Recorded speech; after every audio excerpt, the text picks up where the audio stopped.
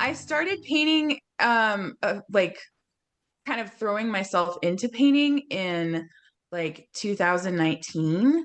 So that's pretty recent. So that's how I started. But really how I started is here. Um, so this is me in the little watermelon jumper, a fashion icon. Um, but so I grew up in Great Falls, and my dad is from Montana, and my mom is actually a Mexican immigrant. She's an indigenous Mexican immigrant, but came up here essentially to marry my dad. She had no business being in Montana other than she wanted to like visit. Happened to meet my dad because my aunt was already here, and she had married my uncle, and my aunt and my dad. No, my uncle and my dad were like really good friends. So they kind of met by accident. But Hey, you know, David. coming from Hey, that, I was just talking to clients telling the news. I'll try and move. Like, so essentially growing up in Great Falls, I was the only person that kind of I thought was like me.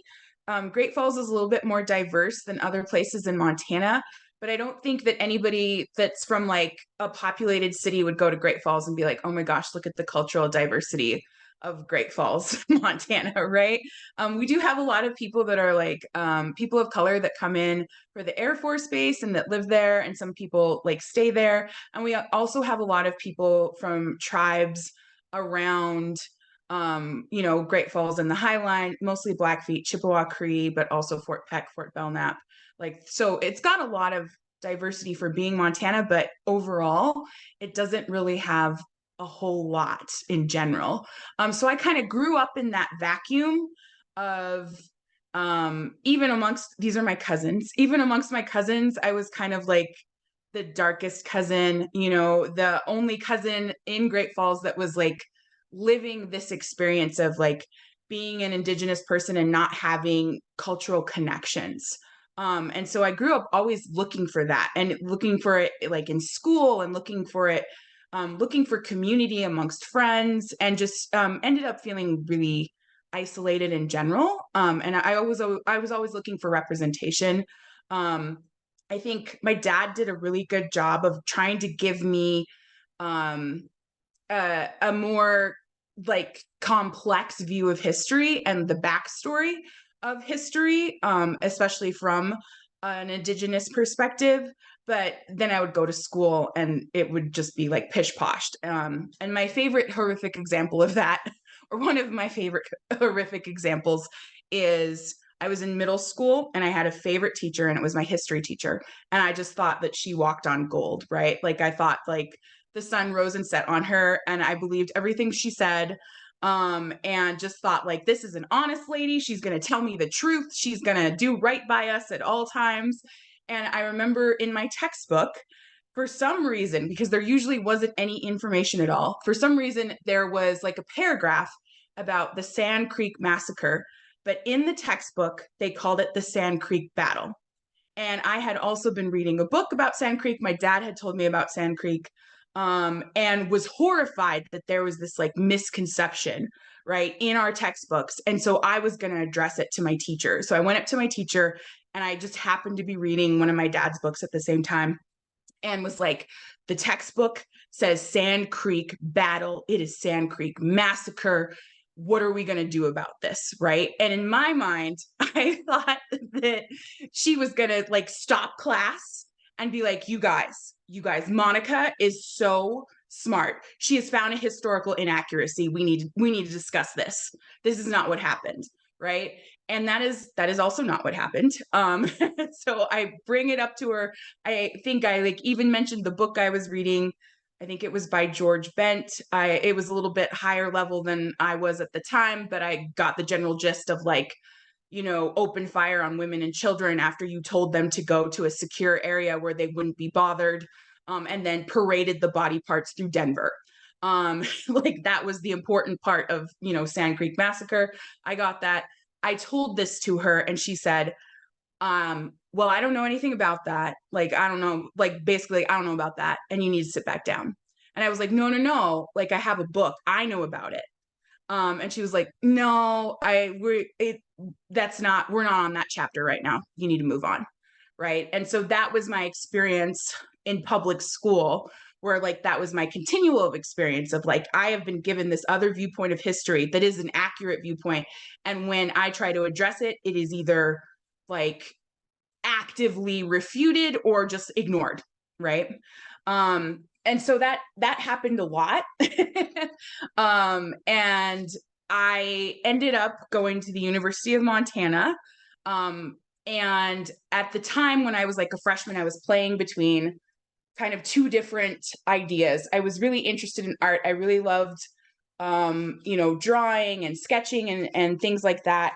But I also was a teenage girl and started to think that maybe I wasn't that good at it. Right. So I become a freshman at the University of Montana and I'm trying to decide what I'm going to do with my life. And I had started taking like gen eds and stuff like that. And I didn't declare a major for like a really long time. um, but I was thinking about becoming an art major and I started taking art classes.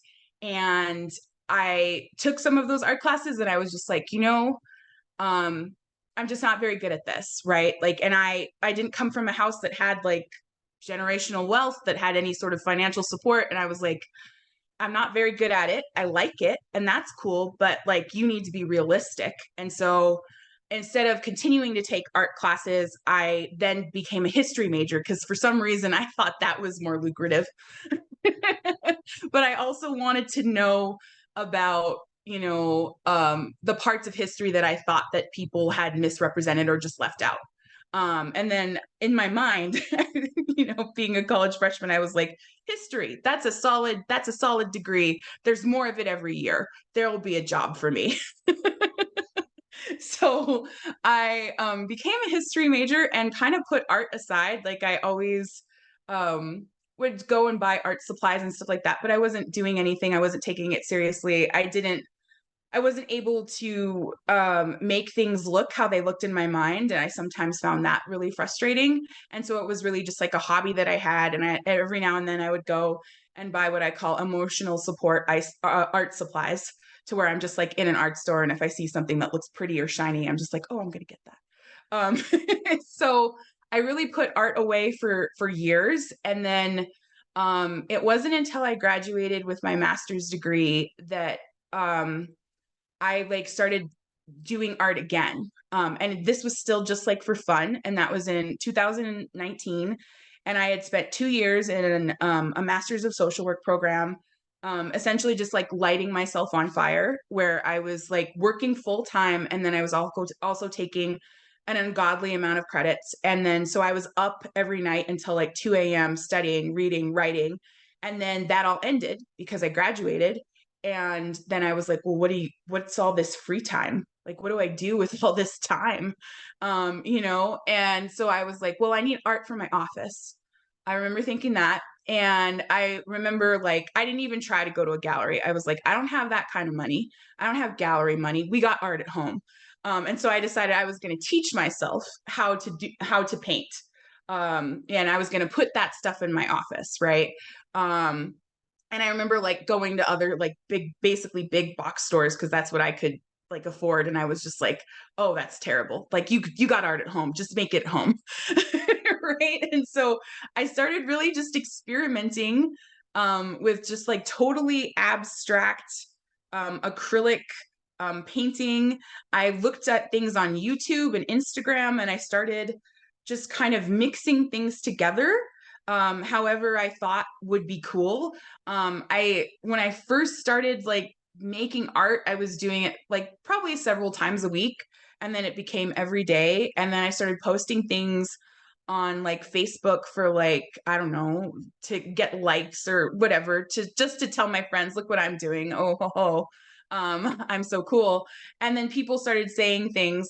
I didn't expect it to go anywhere, but people started asking like, hey, is this art for sale? You have a lot of art that you're putting on your Facebook. And I remember at the time I was just like, oh, yeah, it could be for sale. Like if it was for sale, how much would you pay me for it? If it was for sale. And they were like $40. And I was like, sold. Yeah. Do it. And so it from there it just kind of like kept expanding with me finding different artists on YouTube and Instagram and all everywhere I could find them, and then different techniques. And just in my mind, I was like, well, what if I combine this with this with this, right? What if I add ink to resin? And then you could go to YouTube and see somebody that adds ink to resin. And I was like, well, what if you put gold in it? And then you can't really find anybody on YouTube that does that. But, just like these ideas. And I'm like, well, if I was going to do it, how would I do it? And you can I basically sent myself to YouTube University after I was done with grad school, and started creating paintings that were like collages, a mix of acrylics and inks and metal leaf. And then I started adding portraits. And when I started doing that, I was like, well, I'm going to add Native women, right? Because that's what I want to see. And I also have a history degree. So it's not that hard for me to find just like an archive of photographs and Native women, and also research who these people are. Because usually when you go into the historical record, they will name the men if they're naming anything. But when it comes to Native women, they don't even say what tribe it is. They don't say, who they are, like who the people in the picture are. It's just like Indian maiden. And I was just like, well, I could figure out who they are. Like they probably have relatives that exist right now. It's not like these people aren't around. And so I started doing research that way. And every now and then I'd put on Facebook, like, hey, is this your grandma? To my friends. And they'd be like, oh yeah, she's Blackfeet, or oh yeah, that's so and so. And there was always somebody that like knew who I was, referencing. And so I also, like, at the time, and I've been living in Missoula for a really long time, like decades, um, looked around Missoula. My husband is Salish, and so we've been together for like over 20 years. And Salish, the Salish people, their homelands are the Missoula and the Bitterroot Valley. And looking around Missoula, you would not be able to tell that.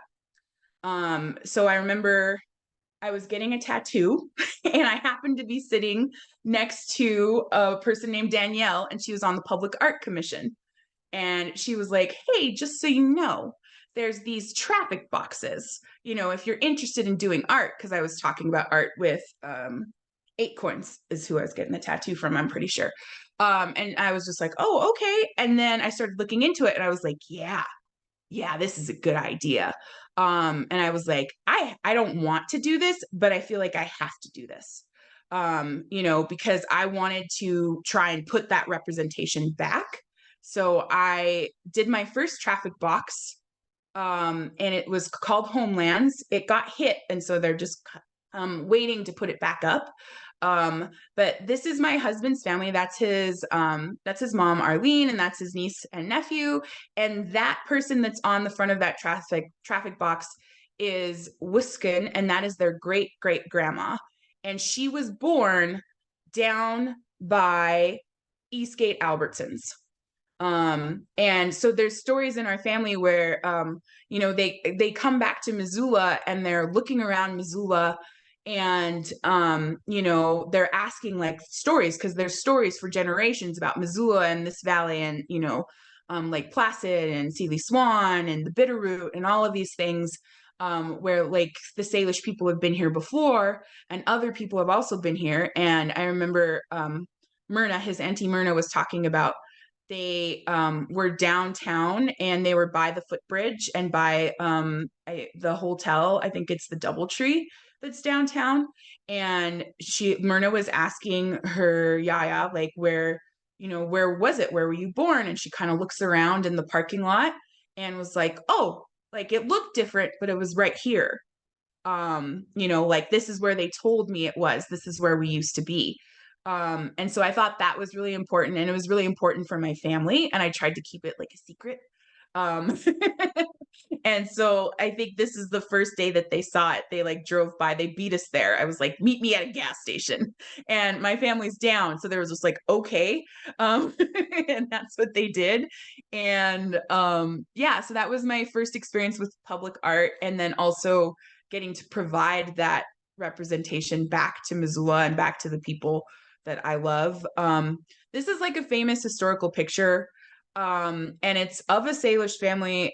I can't clean it up enough to figure out who they are. But this is also on the side of the traffic box. This is right, like in the Missoula Valley. I think that like the photograph is like playing with distance. So I think it's probably out somewhere by Shopko. But there used to be bitterroot all over the ground here. And now you can only find bitterroot if you go to higher elevations, and I won't tell anybody where those are. Even though it's not like it's not a secret if you just look, right? But it used to be everywhere. People used to be gathering here all the time. It used to be really easy access. And so I wanted to make sure that that was represented. And so that's kind of what I've just continued to do. This is my newest traffic box. I found more archives and found the wildest photographs that you would ever see. This is an actual photograph. It's of Caris Park when Caris Park was an island. And people apparently drove onto Caris Park and they apparently put teepees up and were staying at Caris Park. I assume that it had something to do with like Missoula used to have basically like a state fair that we called the Missoula Stampede, and there would be a rodeo and there would be horse racing, and lots of people would come down. Salish and Kootenai people would come down, and Blackfeet people would come down, and I think they would just stay at the fairgrounds and in other places around here. And so I collaged this together, and now it's a traffic box outside Five Guys, and just added some different elements in there to try and continue to tell the story of Missoula with the land markers that you can visibly see that are the same. On the side here is a woman named Sackwoman, and that is a person that my husband's grandpa, his Silat, always talked about, just like in reference to old relatives that have passed on, and things that they used to do, and ways that they used to raise kids, and help him be raised too. And then in the background I put it on top of like a picture. I'm pretty sure it's by the Sentinel. No, it's the Hellgate football field is where all these teepees used to be on the side. So just adding that together to try and I guess give Missoula a better idea of its own history. This is one of the first paintings that I did. This isn't Missoula, this is Kalispell. And the woman in the picture, she is Kalispell, and her name's Dusty Dress. And then I remember I was in college when I figured this out, which is really I kind of a little late, but figured out that the name for Kalispell is named after people instead of just somebody's last name, right? And so Kalispell has a reference to the people that used to live there, but Kalispell forgets that, right? Like a lot of places in Montana where you have these names and it's just like, well, why is it called that? And nobody really bothers to think about it too much. So in the background of her halo is downtown Kalispell, and then I just added other stuff to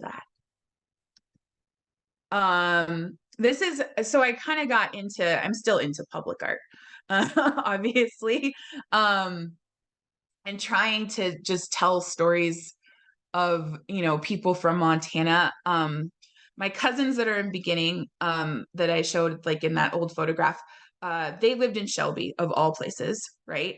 And in order to go to their house, we had to cross, you cross on a bridge, the Marias River, and there was a plaque, and my dad always made us stop and read all of the plaques, right?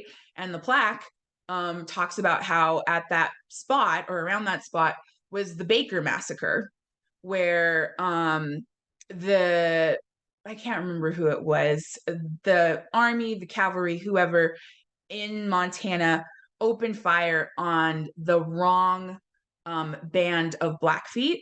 They were looking for a different band. Somebody in that band had an altercation with a white rancher.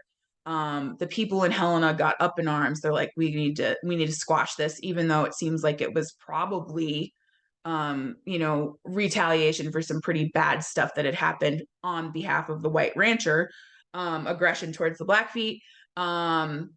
The military knew that they were attacking the wrong band, They knew that it was primarily women and children, and they did it anyway. So that's the sign, basically, that we would pass to go visit my cousins. And, it was another time where, like, the history is out there and it's very plain to see that I think unless you were Blackfeet, nobody was talking about it, right? It wasn't discussed in school. Like I did see Sand Creek Massacre. I never saw anything about Baker Massacre or anything else that had happened in Montana, right? If we did talk about natives, it was a lot of the time it was just Cherokee removal, right? There'd be a paragraph about Cherokee removal, and then I'd be sitting in class with like, you know, 9 different kids that are native from 7 different tribes, and I'd be like, well, what about Lacey? When are we learning about Lacey and Irwin's tribes? Because they're sitting next to me, and that never happened. And so I used this opportunity. I made this mural for Alaise, songs from time immemorial, and in this photograph, I think it's Mountain Chief, and he's listening to songs, but they're Blackfeet songs that he's also sang and interpreting them for Francis Dunsmore, who is going around the United States and recording Native songs, because at the time they were like, well, they're all going to die out, and so we need to record this portion because Native Americans just aren't going to be here anymore. And like, kind of removed their own guilt from that, of why that is, right? Well, you're sending people to boarding school and you're killing everybody else, so this is the mural that I made for Alaise outside the Radius Gallery. And then I have a couple other ones. I just included Pretty Nose. My first year of teaching, I lived in Lame Deer, and I taught at the high school there. And it's, in the middle of the Northern Cheyenne Reservation. And I would sometimes hear stories. And Pretty Nose is Northern Cheyenne. She's also, I think, Arapaho. And she actually was like a war chief who fought in the Battle of the Little Bighorn. And so when you go out into eastern Montana, this is kind of the thing that I always say, you're living in really isolated reservations that are pretty far removed from, the bigger towns, things like that. And then, in kind of the Western art world, people really romanticize Native Americans. They romanticize, Indians in general. And, that like we'll comment on Facebook and say weird stuff like, oh, such a beautiful people. Which, yes, it's true, but it's also weird to say, and then, like that kind of like weird guilt comments, like it's such a shame what we did to them. Yes, but also kind of weird to say on Facebook at, Tuesday at noon. And then they would see people that are descendants of these people at places like Billings, Walmart, Great Falls, whatever, the great granddaughters, great grandsons of these people that they are romanticizing and actively like, oh, really kind of noble savaging people, and would treat them like absolute crap. Like, and as a phenotypically brown person, that has been my experience. Like, oh, you can't be trusted. Oh, you're gonna steal, all these other things. And it's like, you stole more land than I could ever dream of. So what do you mean I'm gonna steal, and really, so there's that juxtaposition in just kind of like Western art in Montana in general, of like really romanticizing people, but when you come in contact with actual people, you treat them a completely different way. And so I was just trying to like put that in a painting somehow of, we all like, we're all here. The other person on this is Agnes Vandenberg. And it was kind of illegal to be Native until the 70s. You couldn't practice, ceremonies, cultural things. And then they had the Religious Freedom Act, and I think it's in like 75 or 73 or something like that. And then it was like, oh, okay, so you guys are allowed to practice whatever you want. And at that time in the 70s and the 80s, and maybe even into the 90s, I'm not sure, but Agnes Vandenberg, she's Salish, and she had a culture camp to where she's bringing people out. The culture camp still exists; it's still going on, but she's bringing people out and teaching them traditional, Salish things like how to smoke camas, how to, tan a hide, how to stretch hide, that sort of thing. I'm sure, like, just infusing everybody with cultural knowledge, and it was like for the kids. And there's photographs of this in the National Archives, and I saw this iconic photo of her just being a native yaya taking a smoke and was like, well, that has to go in a painting, there's no way it can't. And so I asked permission from my family, and then eventually like the broader family, the Vanderburg family. And so I put her in paintings every time I get the chance. And it seems appropriate just because I just think, she's so iconic, but she's also very real in this photograph. Like, she's a real person. She's not a romanticized version of something. Like, everybody has, a grandma or a yaya that like seems like her essence.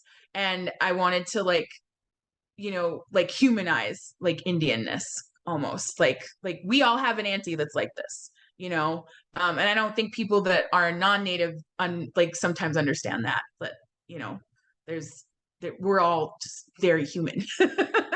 I think that might be my last slide. We'll see. Oh, so this is the new one that I've been working on. This is a Sac woman, also known as Mary Kaltamy. I had hand surgery earlier in the summer. I had carpal tunnel surgery. I let a stranger cut my wrist open so that I could draw better. And it worked. And so this is one of the first charcoal sketches that I did this summer after like recovering. And I just love it. So I included it. And that's, I think, the last slide. Yeah, that's the last one that I have. So Awesome. Thank you, Monica. Thanks for sharing. I wrote like a bazillion notes and I have questions, but I kind of want to like widen the circle a bit and see if there's anybody who would like to jump on and ask questions. And you're welcome to drop it in the chat, or unmute yourself and chime in as a human. And the internet, this format is prone to perhaps awkward silences because we can't see each other sitting in a circle here. So I'm going to give like a few more seconds, and then I'll jump in with my list. I'll try and see if I can expand it. Yeah, there's like a chat down at the bottom, and there's some folks who've shared some nice comments. And they were asking, I think, about the Baker massacre, if I remember correct, as far as what question about the year that occurred. And Amanda said January 23rd, 1870. And then, Monica, one thing that strikes me is the kind of religious motifs and symbols that show up in your work. And particularly that kind of reference and point to like medieval art in the Yeah. context of the halos and the gold leafing. And I find that a really interesting use of that motif. It feels very empowering in these images. It feels like I don't know if reclaimed is, or I keep trying to find the word that I'm looking for, but it feels like very powerful. And you have a background in history. Are you also thinking about art history? Can you speak to that? Is that a coincidence, or is this something that you're actively referencing?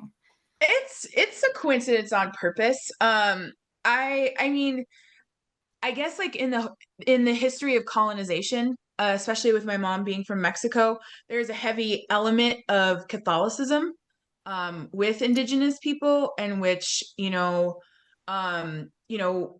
were forced to convert in many situations, and and lots of people are still Catholic, especially where my mom's from. That's the predominant religion. And so there's this mixing already that already occurs, but also it's something that, you know, I had seen continuously, right? Even if you go to, you know, to St. Ignatius, they have the big church there. You know, I call it business in the front, party in the back, because the motifs in the front of that church are very like angelic, angels singing, blah, blah, blah. And then if you sit in the back where the Indians sit, um, it is beheadings, it is sacking, like on the top, it's paintings of like somebody's without a body, sacking cities, lighting things on fire. And so these type of images stick out to me a lot. I always just really liked them. I thought it was great, but is also the people that you see normally represented, you know, like in Byzantine art and stuff like that, they're all white, you know. And so this was a chance to kind of like turn that on the head of like, you know, we're sacred too. We just look different than you, you know. um and so yeah, that is on purpose. It's things that I like, you know, and so I'm just like, oh yeah, that's cool. I like gold leafing. I think it's fun. I also think it's frustrating because it could go bad at any time. But I also just have always been trying, like, drawn and exposed to this type of art. Thank you. Yeah, it's neat to hear about your kind of personal and familial connection to that and how it weaves also into history and kind of this what you've been sharing with us about the impact and meaning behind your work. And I was reflecting on, like, you know, you had that first slide up of you as, I mean, just such a cute kiddo. I was Um, adorable. No. so adorable. But it was interesting because you were talking about like a longing for connection and relationship and feeling part of community and maybe a relationship of history and how that showed up for you. Do you find, are you, is there meaning? I mean, it seems like it, but is there meaning making that's happening through these paintings? Is there kind of like a connecting and community that's happening, or are these showing up in a different way for you personally? I think so. You know, I if I make a painting and I get props from, like, you know, older people, older ladies from our Lee, I feel like that's made my day. Like that's actually like what I'm looking for. You know, and I mean my husband's family like has a heavy influence on me and in my art, and his family is a lot more traditional than my family. And he, when I started meeting with him, I tease him and I'm like, he's the mayor of the res, right? He's related to everybody. Even his friends are his cousins, right? Like, you know, you find out later, like, oh, you guys are actually related. You know, I just thought we were good bros. And then there also is a pretty heavy cultural element in which their history is always being taught, right? Like they're teaching it through each other in the family. And, you know, they're very traditional compared to what I grew up in, right? Like they're practicing ceremonies. Um, they're doing things like that, and like going out and even like gathering bitterroot, right? And so now I get to participate in that. And that was always something that I was looking for, right? I was always looking for like that connection. You know, the closest family I had was in Shelby, and that's like 2.5 hours away. You know, and then it's like, oh yeah, I'm here with my family, but nobody else is like me and my family, right? There's not that broader community. And so through making art, I get to research who these people are. I get to know more about their stories. I get to sometimes fit in where they are in people that we're cousins with now, you know, and be like, oh, that's your great great grandma, or that's so and so, and she married this person, and then she married that person, and then that's how you guys all fit together. I get to like play a little, like, it's like a puzzle sometimes of like, where do you fit? How do I make you connect to everybody else? And that's something that's like really fun for me. And just knowing that there's that direct connection. You know, and I get to kind of put people back where they belong in their place. I love that you said that because I really noticed the like place-based nature of the works, and there was something that was particularly resonant about the traffic signal box and them like living in this physicality, this 3 dimension inside of space connected to place, and the juxtaposition between that and those histories, along with the like Five Guys restaurant that's right there, or you smoked at DoubleTree. It brought up another question for me, Monica, like how you're referencing, it sounds like in particular Salish history and Salish peoples. How important is your mom's history in this? Do you find yourself wondering and wanting to retrace steps through your artwork with that side of your lineage, or does this feel more connected to the place that you're living right now? I think it feels a lot more connected to the place that I'm living and that I grew up in. You know, and I did have that support from my dad, who was always trying to like teach me that connection between people and place, right? Of like the history that you're taught isn't what actually happened, right? With my mom, it was always my dad that was pushing that. And I think my mom, especially being like, she really didn't plan, I think, on moving to the US, right? She just kind of like met my dad and was like, well, if I want to be married to this guy, I kind of have to live here. You know? And so she was really disrupted in her sense of like place. Like I think she was like 24, 25 when she came up here. And I think at first they might have lived in Shelby or like Billings or something like that. um but I think she's been really disconnected because she also doesn't have that community. My aunt, that's where my cousins are from, she lives in Shelby, but once again that's like hours away, right? um and so a lot of the times when I want to know things, I actually ask my aunt because my mom's answers are always kind of interesting. But I feel like I get the true story from my aunt. I want the dirt, and I feel like that's what I'm going to get. And they are willing to give me the dirt. So that's who I go to. I might be triangulating my family. But also, there's a language barrier because I think when my mom came up here, she was speaking primarily Spanish. Um, and she would speak Spanish to me, but I would end up being her interpreter in English. So as we lived here longer, she spoke Spanish less and less. And so then there's that even language barrier. So I don't really know Spanish, right? Like I can understand some things and stuff like that.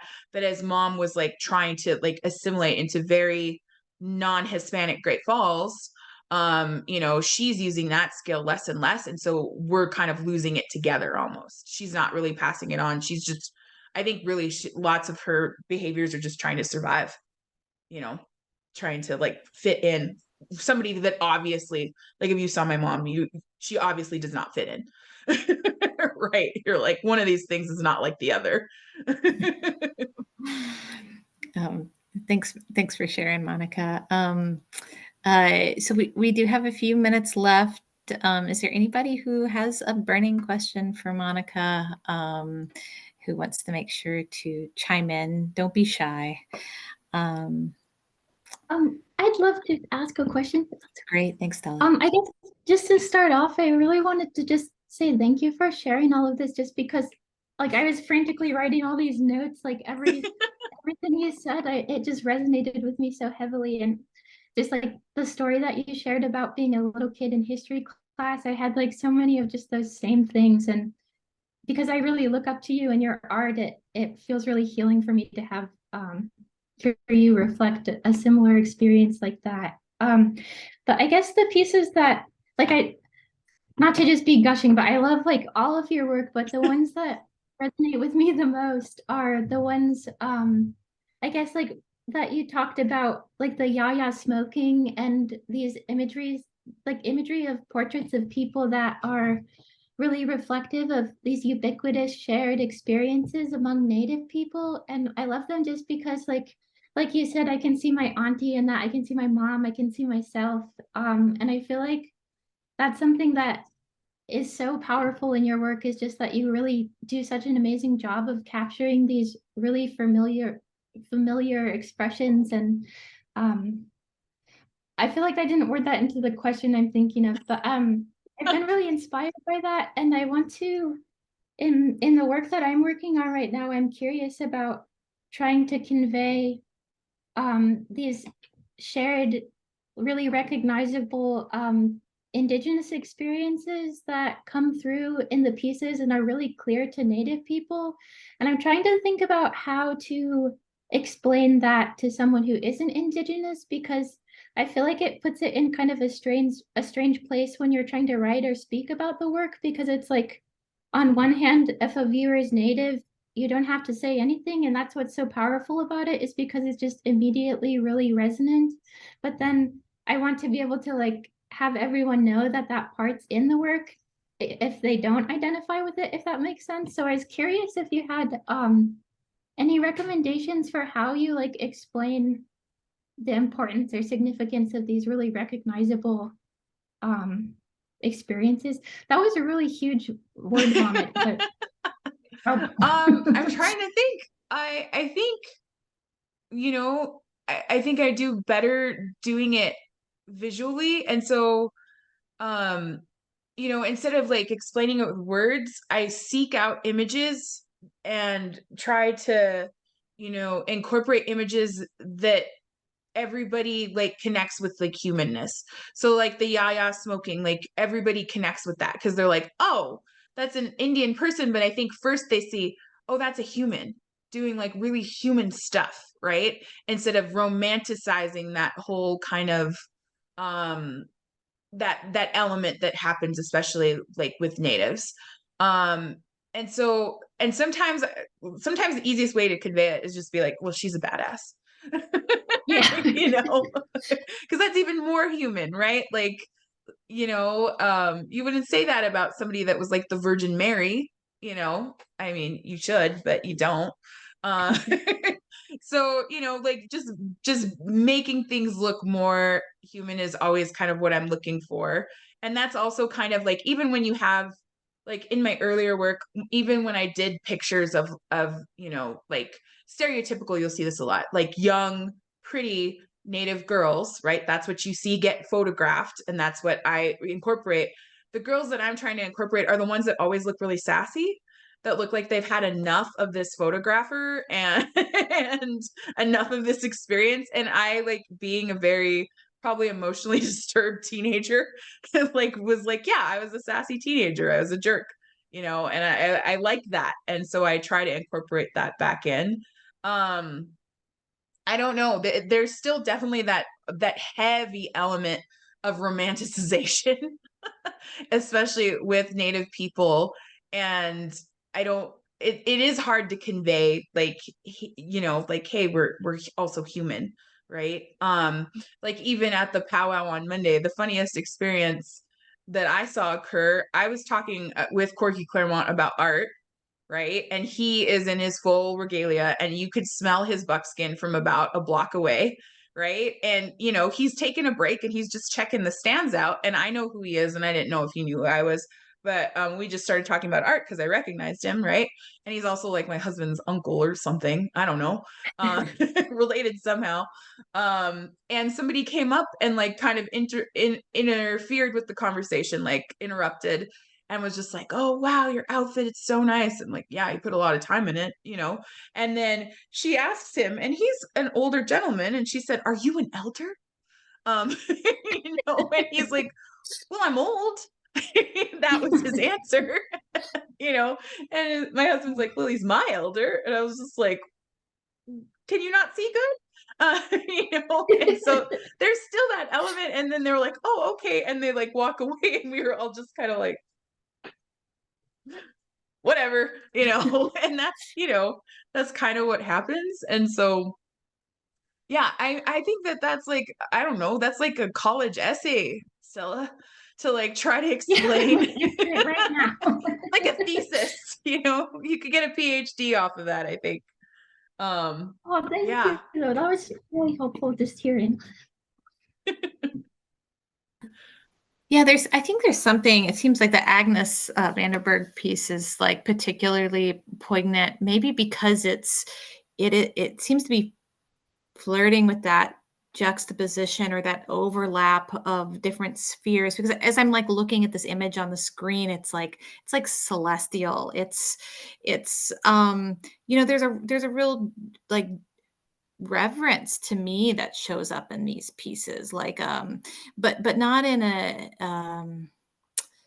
I mean, you're speaking like from your voice and from your history, and so there's this like, and then with the halo, I mean, there's this like real sacredness to these pieces too, and there's something about like her taking a drag off that cigarette in the midst of this too, that is like this beautiful like mapping of the like kind of complex layers that make up humans.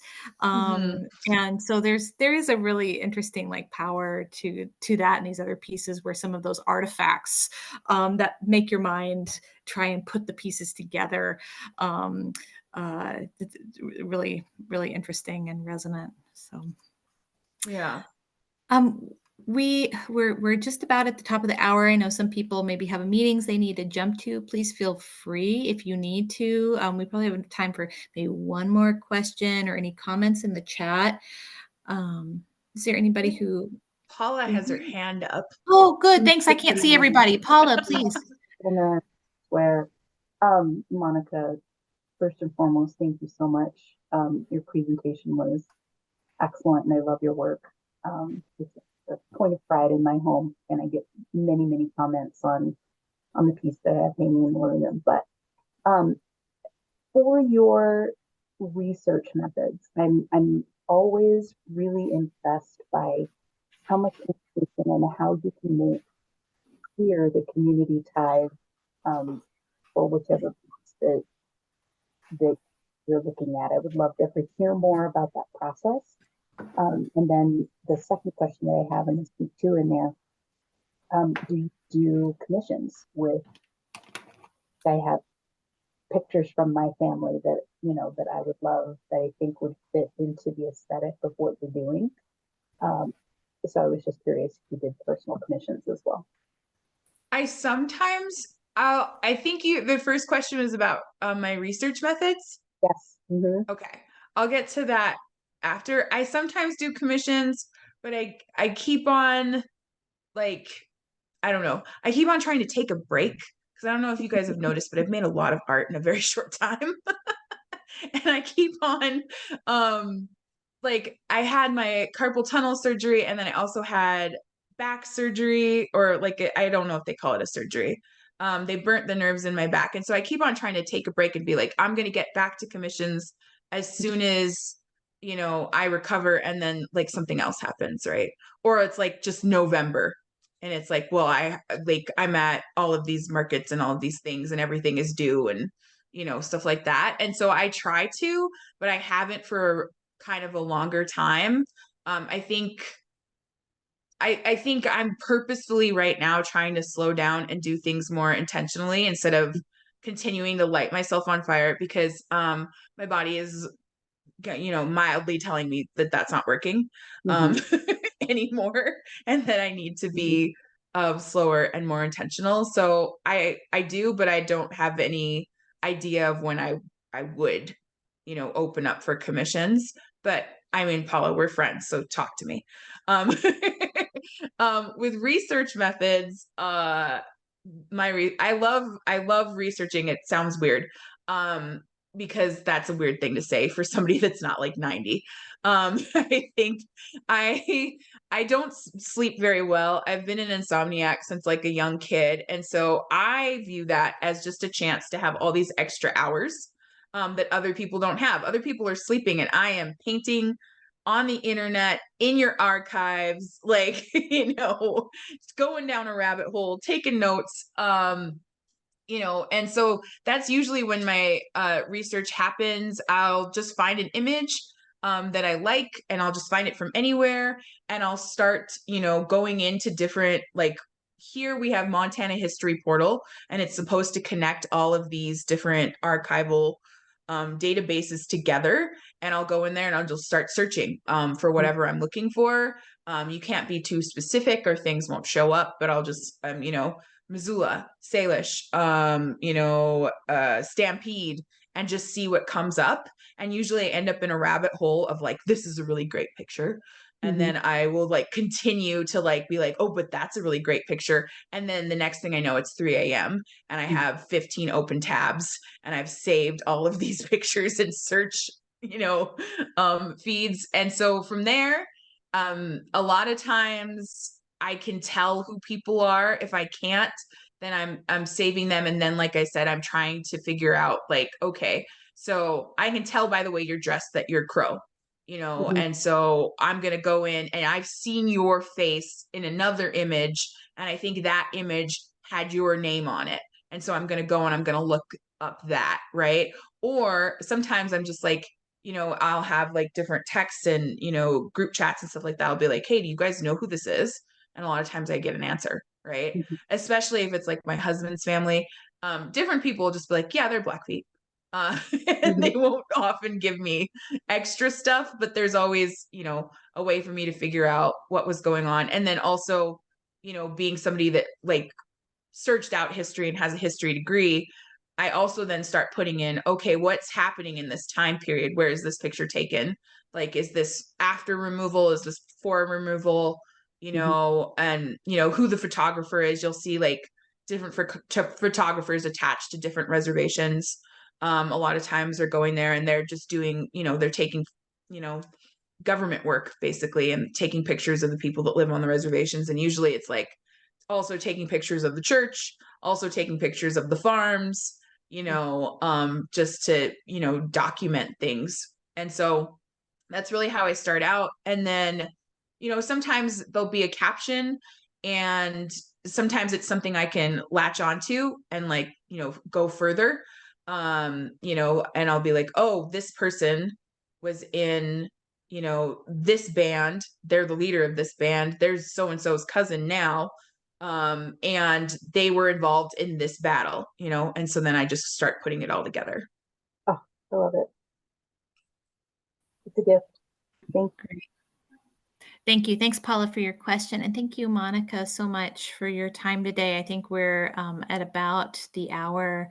Monica, any parting words for our group? Any last things you want to make sure that you share? I had something good, but I don't remember what it was. Okay, well, jump in if you think of it. Well, thank you so much for your time today. It is wonderful to see your work and to see how prolific you have been. I love your work, and it's just always inspiring to see artists who get busy and make from the heart and from your experience. So thank you so much for your time today, and thanks everybody for joining us. And hopefully we'll see you all next month. Thanks so much. Thanks. Bye, guys.